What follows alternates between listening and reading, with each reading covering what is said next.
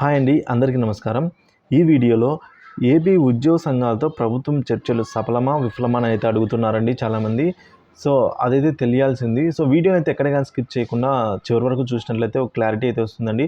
So video అయితే చివరి వరకు చూడడానికి ప్రయత్నం చేయండి. అలాగే వీడియో నచ్చినట్లయితే ఒక లైక్ చేయండి. ఇంకా మన ఛానల్ సబ్స్క్రైబ్ అవ్వాలంటే వెంటనే సబ్స్క్రైబ్ చేసుకోండి.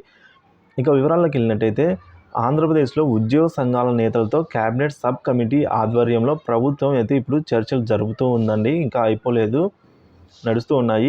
4 ఏళ్లుగా పెండింగ్లో ఉన్న సమస్యలన్నీ ఏవైతే డిఏ, డిఆర్, సరెండర్ లీవ్లు, పదవీ విరమణ బకాయిలు, సరెండర్ లీవ్స్ అంటే అవి అంశంపై మంత్రుల బృందం చర్చిస్తోందండి. ఇప్పుడు అటు ఇవాల్టి చర్చలు కనుక ఈ చర్చలలో విఫలమైనట్లయితే ఆందోళనను కొనసాగించేలా ఉద్యోగ సంఘ నేతలు ఉద్యమ కార్యాచరణను కూడా ప్రకటించేశారండి. ఇదివరకే మనము ముందు వీడియోలో చెప్పుకున్నట్లుగానే.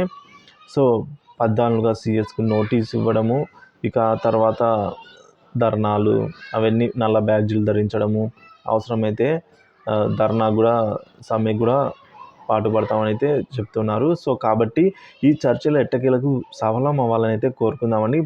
పూర్తిగా కాకపోయినా ఏవైతే 9 డిమాండ్స్ ఉన్నాయో సో అవన్నీ కాకపోయినా కూడా కొన్ని వాళ్ళని ఉద్యోగుల్ని, ఉపాధ్యాయుల్ని మరియు పెన్షన్లని కొంచెం వాళ్ళకి ఇవాళ శుభవార్త చెప్తారని అయితే ఆశిద్దామండి. Thank you for watching this video.